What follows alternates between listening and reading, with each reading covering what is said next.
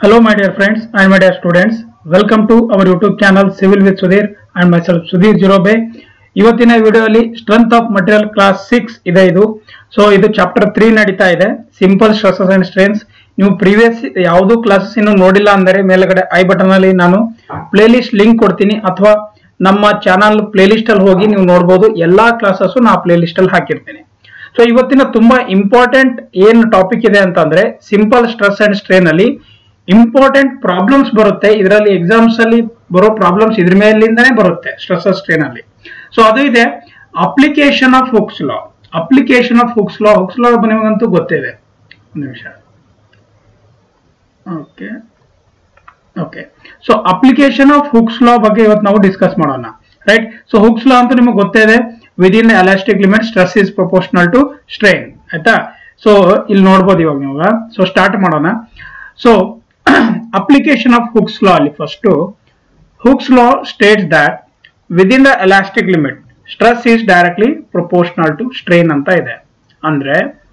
so within elastic limit anta ide. ಈಗ ನಾನು draw ಮಾಡ್ತೀನಿ ಮೈಲ್ಡ್ ಸ್ಟೀಲ್ದು. ನೀವು ಏನಂತಂದ್ರೆ ಏನ್ ನೋಡಿದೀರಾ, ಮೈಲ್ಡ್ ಸ್ಟೀಲ್ದು stress strain diagram already draw ಮಾಡಿ ನಾವು ಕಲ್ತಿದೀವಿ, ರೈಟ್. ಈ ತರ ಬರುತ್ತೆ, ಈ ತರ ಆಮೇಲೆ ಈ ತರ ಫೇಲ್ ಆಗುತ್ತೆ. ಸೊ ಇದು ನಮ್ದು upper yield point, lower yield point. ಅದಾದ್ಮೇಲೆ ಇಲ್ಲೆಲ್ಲೋ ಒಂದು ಪ್ರೊಪೋರ್ಷನಾಲಿಟಿ ಲಿಮಿಟ್ ಬರುತ್ತೆ. ಇದನ್ನ ನಾವು ಕೆಳಗಡೆ ಈ ತರ ತಗೊಂಡಾಗ ಇದೊಂದು ಬರುತ್ತೆ, ಆಮೇಲೆ ಇಲ್ಲೊಂದು ಬರುತ್ತೆ. ಸೊ ಇದೇನಿದೆ, ಇದು ನಮ್ದು ಇಲಾಸ್ಟಿಕ್ ರೀಸನ್ ಇದೆ. So this is the elastic reason and this portion, complete portion ಇದು ಪ್ಲಾಸ್ಟಿಕ್ ರೀಸನ್ ಅಂತ ಹೇಳ್ತೀವಿ. ಇಲಾಸ್ಟಿಕ್ ಪೋರ್ಷನ್, ಪ್ಲಾಸ್ಟಿಕ್ ಪೋರ್ಷನ್ ಬಗ್ಗೆ ನಿಮ್ಗೆ ಗೊತ್ತಿದೆ. ಇಲಾಸ್ಟಿಕ್ ಅಂತಂದ್ರೆ ಇಲ್ಲಿ ಏನಾಗುತ್ತೆ ಹೇಳಿ, ಏನಂತಂದ್ರೆ ನೀವು ಇಲ್ಲಿ ಲೋಡ್ ರಿಮೂವ್ ಮಾಡಿದ್ರೆ ಈ ಪೋರ್ಷನ್ ಅಲ್ಲಿ ನೀವು ಇನ್ ಕೇಸ್ ಲೋಡ್ ರಿಮೂವ್ ಮಾಡಿದ್ರೆ it will regain its original shape and size, right. For example ಇದೊಂದು ಏನಂತಂದ್ರೆ ಮಟೀರಿಯಲ್ ಇದೆ, ಇದ್ರ ಮೇಲೆ ಲೋಡ್ ಹಾಕ್ಬಿಟ್ಟು ಈ ಲಿಮಿಟ್ ಅಲ್ಲಿ ಇದ್ದಾಗ ಸೊ ಅದು ಸ್ಟ್ರೆಸ್ ಅದ್ರದ್ದೇನೋ ಶೇಪ್ಸ್ ಇರುತ್ತೆ ಒರಿಜಿನಲ್ಗೆ ಬರುತ್ತೆ. ಅಂದ್ರೆ ಅಲ್ಲಿ ರೆಸಿಸ್ಟಿಂಗ್ ಫೋರ್ಸ್ ಏನಿರುತ್ತಲ್ಲ ಅದು ಎಕ್ಸ್ಪೆಂಡ್ ಆಗೋಕೆ ಬಿಡೋದಿಲ್ಲ. ಒಳಗಡೆ ಏನು ಮಟೀರಿಯಲ್ ಇರುತ್ತಲ್ಲ ಅದು ರೆಸಿಸ್ಟಿಂಗ್ ಫೋರ್ಸ್ ಏನಿರುತ್ತೆ ಅದು ರೆಸಿಸ್ಟ್ ಆಗುತ್ತೆ, ಅಲ್ಲಿವರೆಗೂ ಡಿಫಾರ್ಮ್ ಆಗುತ್ತೆ. ಅದಾದ್ಮೇಲೆ return to its original position ಬರುತ್ತೆ. Elastic reason.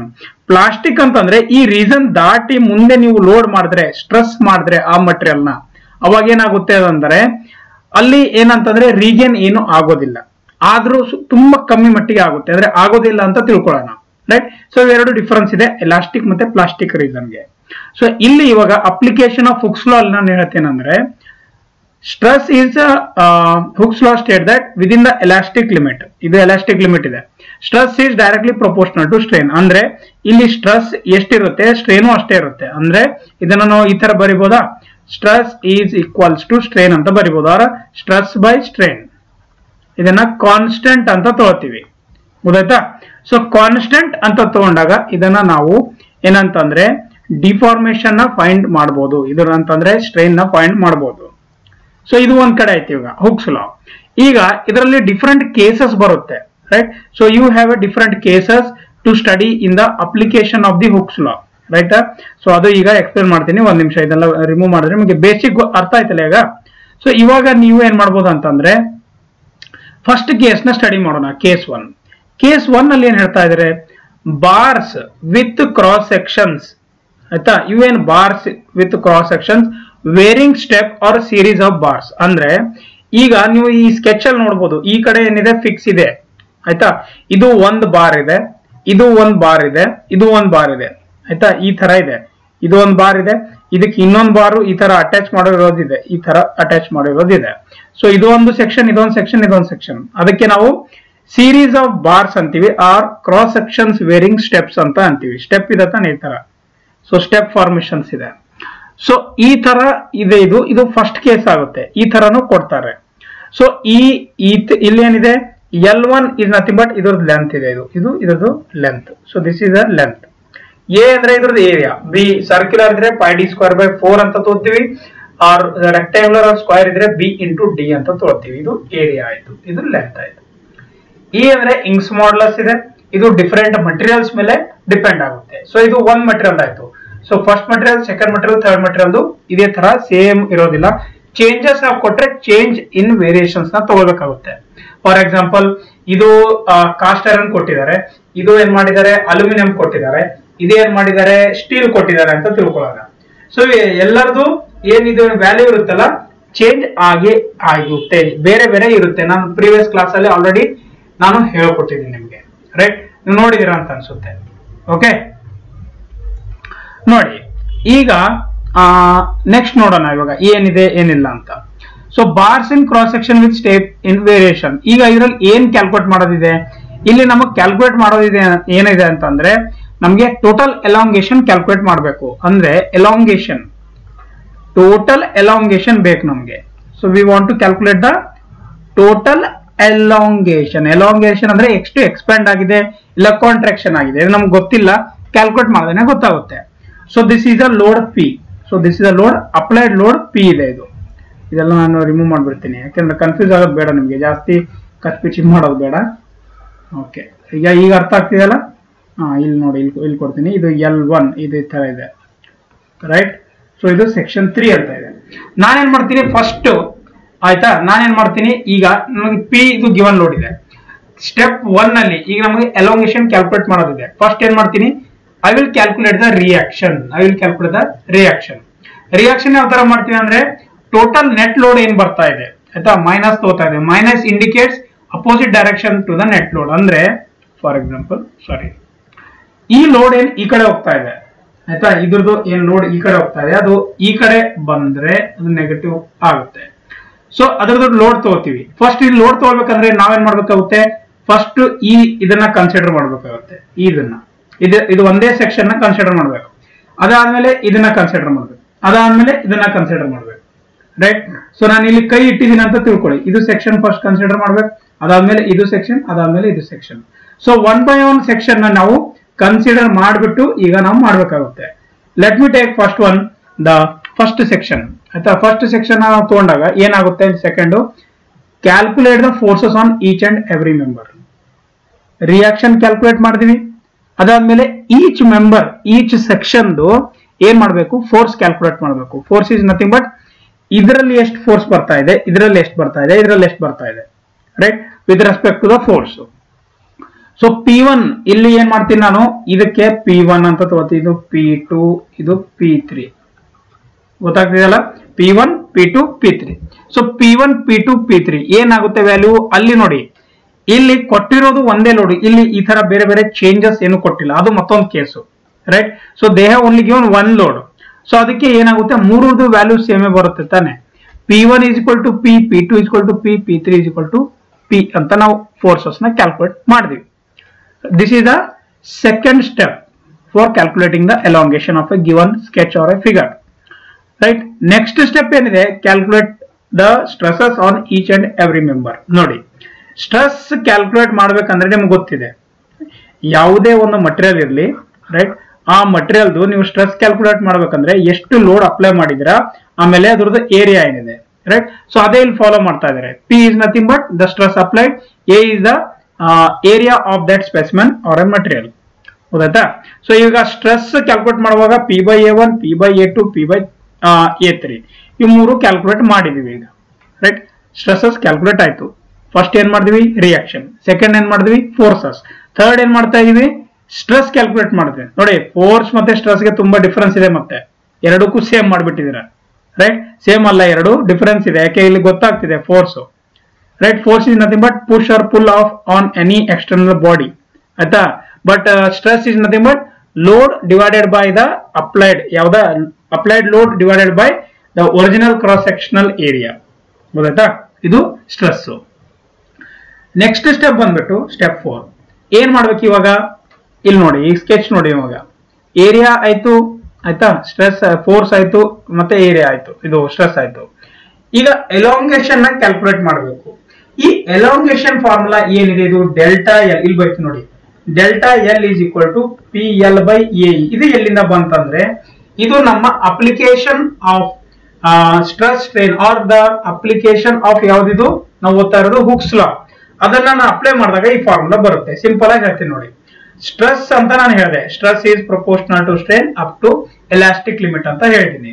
Stress by strain equals to constant ಅಂತ ನಾವು ಬರಿತೀವಿ, ಕರೆಕ್ಟ್? ಕಾನ್ಸ್ಟೆಂಟ್. ಸೊ ಸ್ಟ್ರೆಸ್ ಏನಿದೆ ಇವಾಗ ನಾನು ಸ್ಟ್ರೆಸ್ ಏನು ಬರಿತೀನಿ P/A ಅಂತ ಬರಿತೀನಿ ಸ್ಟ್ರೆಸ್. ಸೊ ಸ್ಟ್ರೇನ್ ಏನಂತ ಬರಿತೀನಿ, ಸ್ಟ್ರೇನ್ ಗೆ ನಾವು ಏನ್ ಬರ್ತೀವಿ change in length by original length, change in length by original length.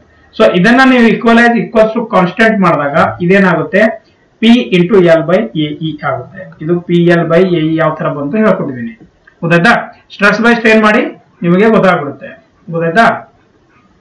ಇವಾಗ next, so calculate the elongation on each and every member. ಅಂದ್ರೆ ಈ ಸೆಕ್ಷನ್ ಸೆಕ್ಷನ್ 1, ಸೆಕ್ಷನ್ 2, ಸೆಕ್ಷನ್ 3 ಇದ್ರದ್ದು ಎಲಾಂಗೇಷನ್ ನ ಕ್ಯಾಲ್ಕುಲೇಟ್ ಮಾಡ್ಬೇಕು ನೀವು, ರೈಟ್? PL/AE. ಅದಾದ್ಮೇಲೆ ನೆಕ್ಸ್ಟ್ P1/L1, ಆಯ್ತಾ? ಇದನ್ನ ಕ್ಯಾಲ್ಕುಲೇಟ್ ಮಾಡೋದು ನೋಡಿ, ಫಾರ್ಮುಲಾ ಸೇಮ್ ಇದೆ ಎಲ್ಲದಕ್ಕೆ, ನೋಡ್ಬೋದು ನೀವು. ಅರ್ಥ ಆಗ್ತಿದೆಯಲ್ಲ? ನೋಡಿ ಇಲ್ಲಿ. ಸೊ ಏನಿದೆ ಅಲ್ಲಿ ಈ ಎಲ್ಲದ್ರದ್ದು ನೀವು ನೋಟ್ ಮಾಡ್ಬೇಕು. ಇವಾಗ ಇದು ಚೇಂಜ್ ಇನ್ ಲೆಂತ್ ಇದೆ, ಆಯ್ತಾ? Elongation. So elongation according to the length. So ಇದೇ ತರ P1/L1 A1 E1, P2/L2 A2 A2, P3/L3 A3 E3, ಗೊತ್ತಾಯ್ತಾ? ಇವೆಲ್ಲ ಗಿವನ್ ವ್ಯಾಲ್ಯೂಸ್ ಇರುತ್ತೆ, ಗೊತ್ತಾಯ್ತಾ? ಇವೆಲ್ಲ ಗಿವನ್ ವ್ಯಾಲ್ಯೂಸ್ ಇರುತ್ತೆ, ಇದನ್ನ ಕ್ಯಾಲ್ಕುಲೇಟ್ ಮಾಡ್ಬೇಕು. ನೆಕ್ಸ್ಟ್ ಸ್ಟೆಪ್ 5 ಏನ್ ಬರುತ್ತೆ ಅಂದ್ರೆ ಕ್ಯಾಲ್ಕುಲೇಟ್ ದ ಟೋಟಲ್ ಎಲಾಂಗೇಷನ್. ಅಂದ್ರೆ ಈಗಿಲ್ಲ ಮಾಡಿರೋ ಎಲಾಂಗೇಷನ್ 1, 2, 3 ಏನಿದೆ ಮೂರನ್ನ ಆಡ್ ಮಾಡಿದಾಗ ನಮ್ಗೆ ಎಲಾಂಗೇಷನ್ ಗೊತ್ತಾಗುತ್ತೆ, ರೈಟ್? ಸೊ ಅದನ್ನೇ delta L1, delta L2, delta L3 ಅಂತ ಬರಿತೀನಿ. ಅವಾಗ ನಮ್ಗೆ ಏನ್ ಸಿಗುತ್ತೆ?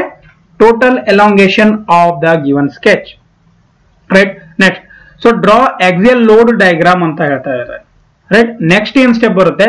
ಡ್ರಾ ಆಕ್ಸಿಯಲ್ ಲೋಡ್ ಡಯಾಗ್ರಾಮ್, ಗೊತ್ತಾಯ್ತಾ? ಅದನ್ನ ಡಯಾಗ್ರಾಮ್ ಯಾವ ತರ ಮಾಡ್ತೀರಾ? P1 equal to P, P2 equal to P, P3 equal to P. ಅದನ್ನ ನೋಡಿದಾಗ ನೋಡಿ, ಇಲ್ಲಿ ಏನ್ ವ್ಯಾಲ್ಯೂ ಇದೆ, ಇದನ್ನು P ಇದೆ, ಇದನ್ನು P ಇದೆ, ಇದನ್ನು P ಇದೆ. ಸೊ P ವ್ಯಾಲ್ಯೂ ಆಗುತ್ತೆ. ಸೊ ಈ ತರ ಆಕ್ಸಿಯಲ್ ಲೋಡ್ ಡಯಾಗ್ರಾಮ್ ನೀವು ಡ್ರಾ ಮಾಡ್ಬೇಕಾಗುತ್ತೆ, ಗೊತ್ತಾಯ್ತಾ? ಸೊ ಅರ್ಥ ಆಯ್ತಲ್ಲ? ಸೊ ಇವಾಗ ನೋಡಿ ಇಲ್ಲಿ ಇದು ಅರ್ಥ ಆಯ್ತಲ್ಲ axial load. So application of Hooke's law ಅಲ್ಲಿ ಫಸ್ಟ್ ಕೇಸ್ ಯಾವುದು? Bars with cross section varying step or series of bars. ಇದ್ರ ಬಗ್ಗೆ ಕಂಪ್ಲೀಟ್ ನಿಮಗೆ ಡೀಟೇಲ್ಸ್ ಆಗಿದೆ. ನೆಕ್ಸ್ಟ್ ಕೇಸ್ ಏನಿದೆ? ಕೇಸ್ 2. ಕೇಸ್ 2 ಅಲ್ಲಿ ಏನಿದೆ? Elongation of prismatic bar due to self weight. ನೋಡಿ, ಎಲ್ಲದರದ್ದು ಡೆರಿವೇಶನ್ ನಮಗೆ ಬೇಕಾಗಿಲ್ಲ. ಇದು ಯಾಕೆ ಹೇಳಿದೆ ಅಂತಂದ್ರೆ ಇದು ಡೆಪ್ತ್ ಅಲ್ಲಿ ಹೇಳ್ಬೇಕಾಗಿತ್ತು, ಅದಕ್ಕೆ ಹೇಳಿದೆ. ಸೊ ಇದ್ರದ್ದು ಇವಾಗ ನಿಮ್ಗೆ ಏನು ಬೇಕಾಗಿಲ್ಲ, ಡೈರೆಕ್ಟ್ ಆಗಿ elongation of prismatic bar due to self weight. ಅಂದ್ರೆ ಇಲ್ಲೇನಿದೆ? ಒಂದು ಬಾರ್ ಇದೆ. ಸೊ ಇಲ್ಲಿದು ಅಟ್ಯಾಚ್ ಇದೆ ಆರ್ ಫಿಕ್ಸ್ಡ್ ಇದೆ ಅಂತ ತಿಳ್ಕೊಳ್ಳೋಣ. ಇಲ್ಲಿ ಸೊ ಇಲ್ಲಿ ಫಿಕ್ಸ್ಡ್ ಇದೆ, ಇದು ಬಾರ್ ಇದೆ, ಇಲ್ಲಿಂದ ಇಲ್ಲಿವರೆಗೆ ಇದು ಒಂದು ಬಾರ್ ಇದೆ, right?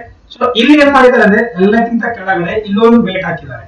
Elongation of bar prismatic bar due to self weight. ಇದು ಸೆಲ್ಫ್ ವೇಟ್ ಇಂದ ಆಗ್ತಾ ಇದೆ ಅಂತ ಹೇಳ್ತಾ ಇರೋದು, ರೈಟ್? ಸೊ ಇದೇನಿದೆ? L ಇದೆ, ಇದು X ಇದೆ, ಇಲ್ಲೊಂದು DX ಅಂತಂದ್ರೆ ಇದೊಂದು ಪರ್ಟಿಕ್ಯುಲರ್ ಸ್ಟ್ರಿಪ್ ನ ತಗೊಂಡ್ಬಿಟ್ಟು ಅವರು ಡೆರಿವೇಶನ್ ಡಿರೈವ್ ಮಾಡಿದಾಗ weight density, weight by volume lambda ಅಂತ ಇದೆ, ಮಾಡಿದಾಗ ಏನ್ ಫಾರ್ಮುಲಾ ಬರುತ್ತೆ? For total elongation of the bar, right? So delta L self weight equal to lambda L square divided by 2E. L ಏನಿದೆ? ಲೆಂತ್ ಆಫ್ ದಿ ಸ್ಪೆಸಿಮೆನ್ ಇದೆ. So E ಏನಿದೆ? Young's modulus ಇದೆ, right? So ಇದನ್ನ ನೀವು ನೋಡ್ಕೊಳ್ಳಿ ಒಂದ್ಸಲ, ಆಯ್ತಾ? ಇದು ಫಾರ್ಮುಲಾ ನೆನ್ಪಿಡೋದು ತುಂಬಾ ಇಂಪಾರ್ಟೆಂಟ್ ಇದೆ. ಫಾರ್ಮುಲಾ ನೆನ್ಪಿಡಿ ಸಾಕು, ಡೈರೆಕ್ಟ್ ಆಗಿ ಕ್ವಶನ್ಸ್ ಬರುತ್ತೆ ಇದರಲ್ಲಿ. ಕೇಸ್ 2. ನೆಕ್ಸ್ಟ್ ಕೇಸ್ 3 ಅಲ್ಲಿ ಏನ್ ಬರುತ್ತೆ ಅಂದ್ರೆ elongation of a tapered bar. Elongation of a tapered bar ಅಂತಂದ್ರೆ ನೋಡ್ಬೋದು ನೀವು, ಒಂದು ಈ ಕಡೆ ಏನಿದೆ ಈ ತರ ಒಂದು ಕಮ್ಮಿ ಇದೆ ಅಂತ ತಿಳ್ಕೊಳ್ಳೋಣ, ರೈಟ್? ಈ ಕಡೆ ಒಂದು D1 ಇದೆ, ಈ ಕಡೆ D ಇದೆ, ಅಂದ್ರೆ ಇದೊಂದು ಪೈಪ್ ತರ ಇದೆ ಅಂತ ತಿಳ್ಕೊಳ್ಳೋಣ. ಒಂದ್ ಕಡೆ ಕಮ್ಮಿ ಡಯಾಮೀಟರ್, ಒಂದ್ ಕಡೆ ಜಾಸ್ತಿ ಇದೆ, ರೈಟ್? ಸೊ ಈ ತರ ಸೆಕ್ಷನ್ಸ್ ಕೊಡ್ತಾರೆ, 100% ಕೊಟ್ಟೆ ಕೊಡ್ತಾರೆ, ರೈಟ್? ಕೊಟ್ಟಾಗ ಏನಾಗುತ್ತೆ? ಇದು ಏನಾಗುತ್ತೆ ಹೇಳಿ? ಇದು ಲೆಂತ್ ಆಗುತ್ತೆ, ಇಲ್ಲಿ ನೋಡ್ಬೋದು ನೀವು. So this is the length, given length, right? So tapered bar ಯಾವುದೇ ಮಟೀರಿಯಲ್ ಇರ್ಬೋದು, ಮೆಟಲ್ ಇರ್ಬೋದು, ಸ್ಟೀಲ್ ಇರ್ಬೋದು, ಅಥವಾ ಕಾಸ್ಟ್ ಐರನ್ ಇರ್ಬೋದು, ಅಥವಾ ಅಲ್ಯೂಮಿನಿಯಂ ಇರ್ಬೋದು, ಮಟೀರಿಯಲ್ ಯಾವುದೇ ಇರಲಿ, ರೈಟ್? ಡಿಪೆಂಡ್ಸ್ ಇರುತ್ತೆ. ಸೊ ಈಗ ಅದರದ್ದು change in length or deformation or elongation ನ ಯಾವ ತರ ಕ್ಯಾಲ್ಕುಲೇಟ್ ಮಾಡ್ತೀರಾ? ಅದಕ್ಕೆ ಫಾರ್ಮುಲಾ ಏನಿದೆ ಅಂದ್ರೆ ಇದಿದೆ ಫಾರ್ಮುಲಾ. ಸೊ ಫಾರ್ಮುಲಾ ಏನಿದೆ ಅದಕ್ಕೆ? change in length or change in elongation equal to 4 times of P into L. P is the applied load. ಇದು P ಏನಿದೆ? load applied ಇದೆ. L is the length of the tapered bar. So pi ಯಾಕೆ ಅಂತಂದ್ರೆ circular section ಇದಿರುತ್ತೆ ತಾನೆ ನೋಡಿ, ಈ ತರ ಇರುತ್ತೆ ಇದು. ಸೊ ಈ ತರ ಇರುತ್ತೆ. ಸೊ ಇದು ಸರ್ಕ್ಯುಲರ್ ಸೆಕ್ಷನ್ ಇರೋಗೋಸ್ಕರ ಪೈ D1 D2 E ಅಂತ ಬಂದಿದೆ, ಗೊತ್ತಾಯ್ತಾ. ಸೊ ಇದು ಬಂದ್ಬಿಟ್ಟು ಏನಿದೆ, elongation of a tapered bar ಬಗ್ಗೆ ಫಾರ್ಮುಲಾ ಇದೆ, ಇದನ್ನು ನೀವು ಬರ್ಕೊಳ್ಳಿ. ನೆಕ್ಸ್ಟ್ ಕೇಸ್ 4 ಆಯ್ತಾ. ಕೇಸ್ 4 ಏನಿದೆ, elongation of a conical bar due to self weight ಅಂತ ಇದೆ. ಸೇಮ್ ಪ್ರಾಬ್ಲಮ್ ಬಟ್ ಕೋನಿಕಲ್ ಇದೆ. ಇಲ್ಲೇನಿತ್ತು ಎಲೋಂಗೇಶನ್ ಸೆಲ್ಫ್ ವೇಟ್ ಆಫ್, ಇದು ಏನೋ ರೆಕ್ಟಾಂಗ್ಯುಲರ್ ಸೆಕ್ಷನ್ ಇದೆ ಇಲ್ಲಿ, ರೈಟ್. ಬಟ್ ಇಲ್ಲೇನಿದೆ, ಇದು ಕೋನಿಕಲ್ ಸೆಕ್ಷನ್ ಇದೆ. ಇಲ್ಲಿ ಕೆಳಗಡೆ ಇದ್ರದ್ದು ಸೆಲ್ಫ್ ವೇಟ್ ಇಲ್ಲಿ ಆಗ್ತಾ ಇರುತ್ತೆ, ಗೊತ್ತಾಯ್ತಾ. ಸೊ ಇದೇನಿದೆ, ಲೆಂತ್ ಇದೆ, ಇದು length of this bar, right. ಇದು ಎಕ್ಸ್ ಪೋರ್ಷನ್, ಇದು d x. So elongation of conical bar due to self weight ಏನಾಗುತ್ತೆ, elongation due to the self weight of conical bar in terms of weight ಅಂತ ಹೇಳ್ತಾ ಇರೋದು. So ಇದೇನಿದೆ ಹೇಳಿ, ಈಗ ನೀವು top view ಇಂದ ನೋಡಿದಾಗ ಇದು ಈ ತರ ಬರುತ್ತೆ, ರೈಟ್. ಇದು ಸೈಡ್ ವ್ಯೂ ಇಂದ, ರೈಟ್, ಈ ತರ ಇದು ಸೈಡ್ ವ್ಯೂ ಇಂದ ಕಾಣಿಸ್ತಾ ಇದೆ ನೋಡಿ, ಈ ತರ. ಸೊ ಇದು ಟಾಪ್ ವ್ಯೂ ಅಲ್ಲಿ ಈ ತರ ಬರುತ್ತೆ, ಇದು ಟಾಪ್ ವ್ಯೂ ಅಲ್ಲಿ ಈ ತರ ಬರುತ್ತೆ. ಸೊ ಇದು ಏನಾಗುತ್ತೆ ಹೇಳಿ, ಇದ್ರದ್ದು ಇದು ಏರಿಯಾ ಆಗುತ್ತೆ. So this is the area, ಇದ್ರದ್ದು area. So change in length or origin elongation ಅಂತ ಅನ್ಬೋದು. ಅದನ್ನ 1/3 into lambda L square divided by 2E is a formula for the elongation of this section or this given conical bar. ಗೊತ್ತಾಗ್ತಿದ್ಯಾ. So ಇದು important ಇದೆ, ಯಾಕೆಂದ್ರೆ ತುಂಬಾ direct ಆಗಿ ಈ ಕ್ವಶನ್ಸ್ ಕೇಳ್ತಾರೆ. ಇದು ಫಾರ್ಮುಲಾ ಕೇಳ್ಬೋದು, ಇಲ್ಲ ಕಂಡೀಷನ್ ಕೊಟ್ಬಿಟ್ಟು ವ್ಯಾಲ್ಯೂಸ್ ಕೊಟ್ಬಿಟ್ಟು ಕ್ಯಾಲ್ಕುಲೇಟ್ ಮಾಡೋಕೆ ಕೇಳ್ತಾರೆ. ಸೊ ಇದನ್ನ ನೀವು ಫಾರ್ಮುಲಾ ಸೆಪರೇಟ್ ಆಗಿ ಬರ್ಕೊಳ್ಳೋದು ತುಂಬಾ ಇಂಪಾರ್ಟೆಂಟ್ ಇದೆ. Next elongation of conical bar due to the self weight ಅಂತ ಇದೆ. Elongation of conical bar due to the self weight ಅಂತ ಇದೆ. ಸೊ ಇಲ್ಲಿ ನೀವು ಸೆಕ್ಷನ್ 1 ಅನ್ನು ನೋಡಿದಿರಾ, ಕೇಸ್ 1 ನೋಡಿದಿರಲ್ಲ, ಹಾ ಇದು ನೋಡಿ. ಸೊ ಇದಕ್ಕೂ ಒಂದೇ ಡಿಫರೆನ್ಸ್ ಇದೆ. ಇಲ್ಲಿ ಏನಿದೆ ಅಂದ್ರೆ ಒಂದೇ ಲೋಡ್ ಕೊಟ್ಟಿರ್ತಾರೆ, ಬಟ್ ಅದೇ ಇಲ್ಲಿ ಏನ್ ಮಾಡಿರ್ತಾರೆ ಅಂತಂದ್ರೆ ಏನ್ ಹೇಳಿ, ಡಿಫರೆಂಟ್ ಲೋಡ್ಸ್ ಇರುತ್ತೆ. ಇಲ್ಲಿ ಡಿಫರೆಂಟ್ ಲೋಡ್ಸ್ ಇರುತ್ತೆ, 50, 15, 10, 45. ಹಾ, ಸೊ ಅದಕ್ಕೆ ನೀವು ಏನಂತಂದ್ರೆ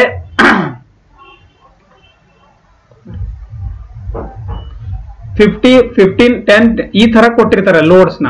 ಸೊ ಅದ್ರವಾಗ ಏನ್ ಮಾಡ್ಬೇಕು, ನೀವು ಸಪರೇಟ್ ಆಗಿ ಕ್ಯಾಲ್ಕುಲೇಟ್ ಮಾಡ್ಬೇಕಾಗುತ್ತೆ ಸೆಲ್ಫ್ ವೇಟ್ ನ ತಗೊಂಡು. ಸೊ ಈ ಕಾನ್ಸೆಪ್ಟ್ ನ ನಾವೇನ್ ಮಾಡೋಣ ಅಂತಂದ್ರೆ, ಒಂದು ಪ್ರಾಬ್ಲಮ್ ತಗೊಂಡು ನನಗೆ ಕ್ಲಿಯರ್ ಆಗಿ ಹೇಳ್ಕೊಡ್ತೀನಿ. ಇವಾಗ ನೋಡೋಣ ಪ್ರಾಬ್ಲಮ್ ಏನಿದೆ ಅಂತ ನೋಡಿ. ಸೊ ಒಂದು ಪ್ರಾಬ್ಲಮ್ ನಿಮ್ಮ ಈಗ ಸ್ಕ್ರೀನ್ ಮೇಲೆ ಕಾಣಿಸ್ತಾ ಇದೆ, ಏನಿದೆ ನೋಡಿ, ಒಂದ್ಸಲ ಓದಿ ನೀವು.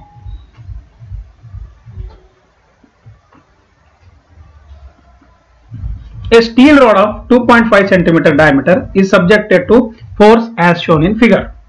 ಇಲ್ಲಿ ಫಿಗರ್ ಅಲ್ಲಿ ಕಾಣಿಸ್ತಾ ಇದೆ. Find the total elongation of the rod. Take E for the steel is 200 kN/mm² ಅಂತ ಕೊಟ್ಟಿದ್ದಾರೆ. ಸೊ ಇವಾಗ ನಾವೇನ್ ಮಾಡೋಣ, ಫಾಸ್ಟ್ ಆಗಿ ಇದನ್ನ ನಾನು ಬಿಡಿಸಿ ಹೇಳ್ಬಿಡ್ತೀನಿ. ಸೊ ಗಿವನ್ ಏನಿದೆ, ಫಸ್ಟ್ ಗಿವನ್. ಸೊ ಗಿವನ್ ಏನಿದೆ, D equals to 2.5 cm, ಇದು ಗಿವನ್. ಸೊ ಇ ಎಷ್ಟು ಕೊಟ್ಟಿದ್ದಾರೆ, ಇ ಬಂದ್ಬಿಟ್ಟು 200 kN/mm², ರೈಟ್. ಇದನ್ನ ನಾನೇನ್ ಮಾಡ್ತೀನಿ, Nm/m² ಗೆ ಕನ್ವರ್ಟ್ ಮಾಡ್ತೀನಿ. 200 into 10⁻³ Nm/mm², ಗೊತ್ತಾಯ್ತಾ. ಸೊ L1 ಏನಿದೆ, L1 ಯಾವುದು, ಇದು L1, ಇದು L2, ಇದು L3. L1 1.5 metre, L2 1 metre, ಗೊತ್ತಾಯ್ತಾ. ಆಮೇಲೆ L3 2 ಮೀಟರ್, ಗೊತ್ತಾಯ್ತಾ. ಸೊ ಇಷ್ಟಂತೂ ನಿಮ್ಗೆ ಗೊತ್ತಾಯ್ತು, ಇದು ಗಿವನ್ ಡಾಟಾ ಇದೆ. ಸೊ ಇವಾಗ ಇದನ್ನ ನಾವೇನ್ ಮಾಡ್ಬೇಕಂದ್ರೆ, ಇದು ಒಂದು ಸೆಕ್ಷನ್, ಇದು ಒಂದು ಸೆಕ್ಷನ್, ಇದು ಒಂದು ಸೆಕ್ಷನ್ ತಗೊಂಡ್ಬಿಟ್ಟು ಡಿವೈಡ್ ಮಾಡ್ಬಿಟ್ಟು ಕ್ಯಾಲ್ಕುಲೇಟ್ ಮಾಡೋಣ. ನೋಡಿ ಹೇಳ್ತೀನಿ. First consider the section A1, ಗೊತ್ತಾಯ್ತಾ. ಸೊ ಸೆಕ್ಷನ್ 1 ಕನ್ಸಿಡರ್ ಮಾಡಿದಾಗ ಏನಾಗುತ್ತೆ, ಇದು ಎ ಇದೆ, ಇದು ಬಿ ಇದೆ, ಕರೆಕ್ಟಾ. ಇದು ಎ, ಇದು ಬಿ ಇದೆ ಅಂತ ತಿಳ್ಕೊಳ್ಳೋದೇನ, ಅದೇ ಇದೆ, ಸರಿನಾ. ಸೊ ಇಲ್ಲೊಂದು ಲೋಡ್ ಇದೆ, ಈ ಕಡೆ ಒಂದು ಲೋಡ್ ಹೋಗುತ್ತೆ, ರೈಟ್.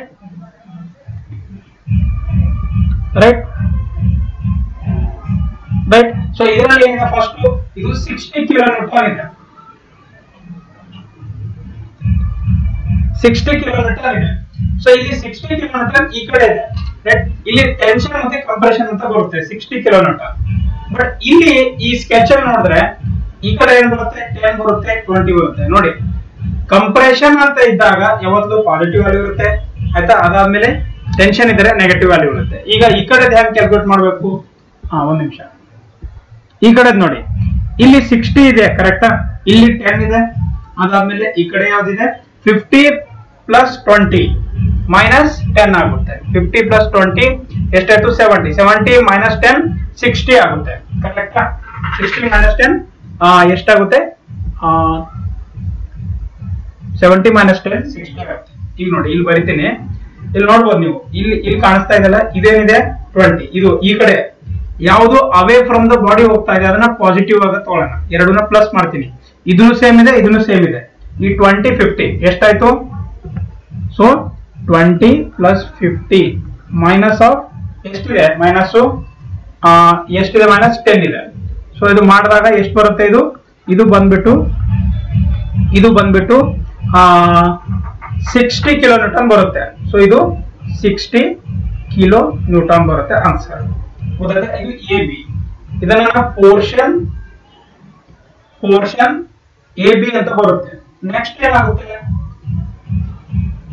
ಡೋರ್ ಕ್ಲೋಸ್ ಮಾಡಿ. ನೆಕ್ಸ್ಟ್ ಏನ್ ಬರುತ್ತೆ? ಇಲ್ಲೊಂದು ನೋಡು, ಇಲ್ಲೊಂದು ರೈಟ್. ಸೊ ಇಲ್ಲೊಂದು ನೋಡು, ಇಲ್ಲೊಂದು ನೋಡು ಬರುತ್ತೆ. ಸೊ ಇಲ್ಲಿ ಏನಾಗುತ್ತೆ? ಈಗ ಮೈನಸ್ 60 ಮೈನಸ್ 10, ಸೊ ಏನಾಗುತ್ತೆ? Minus 70 kilo newton. ಇದು ಪೋರ್ಷನ್ ಏನಿದೆ? ಬಿ ಟು ಸಿ ಇದೆ. So portion B to C ಆಯ್ತಾ? ಇದು ಎಷ್ಟಾಯ್ತು? 70 ಕಿಲೋ ನ್ಯೂಟನ್. ಈ ಕಡೆ ಎಷ್ಟು ಬರುತ್ತೆ? 70 ಕಿಲೋ ನ್ಯೂಟನ್. ಈ ಕಡೆನೂ 70 ಬರುತ್ತೆ. ಟೆನ್ಸೈಲ್ ಈ ಕಡೆ 70 ಹೆಂಗ್ ಬಂತು ಗೊತ್ತಾಯ್ತಾ ಅಲ್ವಾ? ಇಲ್ಲಿ ನೋಡಿ, ಇಲ್ಲಿ ನೋಡಿದ್ರೆ ಗೊತ್ತಾಗುತ್ತೆ. 50 ಪ್ಲಸ್ 20 ಇಲ್ಲಿ ಬರಿತೀನಿ, ಮತ್ತೆ ನಿಮ್ಗೆ ಕನ್ಫ್ಯೂಸ್. 50 ಪ್ಲಸ್ 20 70 ಆಗುತ್ತೆ ಟೆನ್ಸೈಲ್. ಸೊ ಇದು ಪೋರ್ಷನ್ ಬಿ ಸಿ, ಇದು ಪೋರ್ಷನ್ ಎ ಬಿ. ಇನ್ನೊಂದು ಪೋರ್ಷನ್ ಇದೆ, ಸಿಂಪಲ್ ಇದೆ, ತುಂಬಾ ಸಿಂಪಲ್ ಇದೆ. ಸೊ ಸಿ ಮತ್ತೆ ಡಿ, ಇಲ್ಲಿ ಎಷ್ಟಾಗುತ್ತೆ ನೋಡಿ? ಇಲ್ಲಿ ಮತ್ತೆ ಇಲ್ಲಿ ಸಿ ಮತ್ತೆ ಡಿ ನೋಡಿದಾಗ ಮೈನಸ್ 60 ಮೈನಸ್ 10 ಪ್ಲಸ್ 20 ಎಷ್ಟಾಯ್ತು? ಇದು minus of 50 kilo Newton. So ಈ ಕಡೆ ಇದೆ 50 ಕಿಲೋ ನ್ಯೂಟನ್ ಟೆನ್ಸೈಲ್ ಅಂತ ಇದೆ. 50 ಕಿಲೋ ನ್ಯೂಟನ್ ಟೆನ್ಸೈಲ್ ಅಂತ ಇದೆ. ಈ ಮೂರು ಕೆಲಸ ಆಯ್ತಾ? ಇವಾಗ ಇಂಪಾರ್ಟೆಂಟ್ ಕೆಲಸ ಮುಗಿತು. ಇವಾಗ ಡೈರೆಕ್ಟ್ ನಾನು ಏನ್ ಮಾಡ್ತೀನಿ? ಫಾರ್ಮುಲಾದಲ್ಲಿ ಇಟ್ಬಿಡ್ತೀನಿ. ಆಯ್ತು. ಸೊ ಇವಾಗ P1 ಎಷ್ಟಿದೆ? 60 ಕಿಲೋ ನ್ಯೂಟನ್ ಇದೆ ನೋಡಿ, ಬರಿತಾ ಇದ್ದೀನಿ. ಸೊ L1 ಇದೊಂದು ಗೊತ್ತಿದೆ. P2 ಎಷ್ಟಿದೆ? P2 ಬಂದ್ಬಿಟ್ಟು 70 ಇದೆಯಾ? 70 ಕಿಲೋ ನ್ಯೂಟನ್ ಇದೆ. P3 ಏನಿದೆ? P3 ಬಂದ್ಬಿಟ್ಟು 50 ಕಿಲೋ ನ್ಯೂಟನ್ ಇದೆ. 50 ಕಿಲೋ ನ್ಯೂಟನ್. ಓಕೆ, ಕರೆಕ್ಟ್ ಆಯ್ತಾ? ಈಗ ಏರಿಯಾನ ಕ್ಯಾಲ್ಕುಲೇಟ್ ಮಾಡೋಣವಾ? pi d square by 4 5 into 25 square by 4. 25 ಯಾಕೆ? mm ಅಲ್ಲಿ ಮಾಡಿದ್ವಿ. ಸೊ ಎಷ್ಟಾಯ್ತು? 490.87 mm ಸ್ಕ್ವೇರ್ ಏರಿಯಾ. ಈಗ ಫಾರ್ಮುಲಾ ಏನಿದೆ? Delta L equals to 1 by A E ಆಯ್ತಾ? P1 into L1 plus P2 into L2 plus P3 into L3. ಗೊತ್ತಾಯ್ತಾ? ಈ ತರ ಮಲ್ಟಿಪ್ಲೈ ಮಾಡಿ ಪ್ಲಸ್ ಮಾಡಬೇಕಾಗುತ್ತೆ. ಇವಾಗ ಇದ್ರದ್ದು ಏನ್ ಬರುತ್ತೆ? 1 ಡಿವೈಡೆಡ್ ಬೈ 490.87 ಇಂಟು ಇ ಕೊಟ್ಟಿದ್ದಾರೆ 200 ಇಂಟು 10⁻³ ಈಗ ಬ್ರಾಕೆಟ್ ಅಲ್ಲಿ ಏನ್ ಬರುತ್ತೆ? ಮಲ್ಟಿಪ್ಲೈ ಆಫ್ ಫುಲ್ ಬ್ರಾಕೆಟ್ ಅಲ್ಲಿ P1 L1. P1 ಏನಿದೆ? 60 ಇಂಟು 10⁻³ ಆಯ್ತಾ? ಇಂಟು L1 ಎಷ್ಟಿದೆ? L1 ಬಂದ್ಬಿಟ್ಟು 1500 mm ಅಲ್ಲಿ ಮಾಡ್ತಾ ಇರೋದು plus. Next P2 70 into 10⁻³ next ಅದರದ್ದು L2 1000 ಇದೆ ಪ್ಲಸ್ ನೆಕ್ಸ್ಟ್ 50 ಇಂಟು 10⁻³ ಇಂಟು 2000 ಅಂದ್ರೆ 2 ಮೀಟರ್ ಇದೆ ಇದು. ಸೊ ಇದನ್ನ ನೀವು ಮಲ್ಟಿಪ್ಲೈ ಮಾಡಿದಾಗ ಏನ್ ಆನ್ಸರ್ ಬರುತ್ತೆ? 2.64 mm ಬರುತ್ತೆ. 2.64 mm. ಸೊ 2.64 mm ಏನ್ ಬಂದಿದೆ? ಪಾಸಿಟಿವ್ ವ್ಯಾಲ್ಯೂ ಬಂದಿದೆ. ಪಾಸಿಟಿವ್ ವ್ಯಾಲ್ಯೂ ಬಂದಾಗ ಇನ್ಕ್ರೀಸಸ್ ಆಗುತ್ತೆ. ಇನ್ಕ್ರೀಸಸ್ ಅಂದ್ರೆ ಈ ಕೊಟ್ಟಿರೋ ಸ್ಕೆಚ್ ಪ್ರಕಾರ ಏನಾಗ್ತಿದೆ ಅಂದ್ರೆ ವ್ಯಾಲ್ಯೂ ಏನಂತಂದ್ರೆ ಇದು ಏನಾಗ್ತಾ ಇದೆ ಹೇಳಿ? ಇನ್ಕ್ರೀಸ್ ಆಗ್ತಾ ಇದೆ. ಇನ್ಕ್ರೀಸ್ ಅಂದ್ರೆ ಏನಾಗುತ್ತೆ? ಎಕ್ಸ್ಟೆನ್ಷನ್ ಆಗ್ತಾ ಇದೆ. ಅಂದ್ರೆ ಟೆನ್ಸೈಲ್ ಅಲ್ಲಿ ಇದೆ. ಇದು ಫುಲ್ಲು ಈ ಬಾರ್ ಕೊಟ್ಟಿರೋದು ಟೆನ್ಸೈಲ್ ಅಲ್ಲಿ ಇದೆ. ಗೊತ್ತಾಯ್ತಾ? ಸೊ ಈ ತರ ಸಿಂಪಲ್ ಆಗಿ ಅನಲೈಸ್ ಮಾಡ್ಬಿಟ್ಟು ನೀವು ಈ ತರ ಇದೇನಿದೆಯಲ್ಲ ಕೇಸ್ 5 ಒಂದು ಪ್ರಾಬ್ಲಮ್ ತಗೊಂಡ್ಬಿಟ್ಟು ನಿಮ್ಗೆ ಹೇಳ್ಕೊಟ್ಟಿದ್ದೀನಿ. ಸರಿನಾ? ಐ ಹೋಪ್ ನಿಮಗೆ ಇದೆಲ್ಲ ಅಂಡರ್ಸ್ಟ್ಯಾಂಡ್ ಆಗಿದೆ ಅಂತ ಅನ್ಸುತ್ತೆ ಇವತ್ತಿನ class. So thanks for watching this video. If you have any doubt please comment in the comment box so that I can reply for you. Okay, thank you. We'll meet in the next class. Thank you.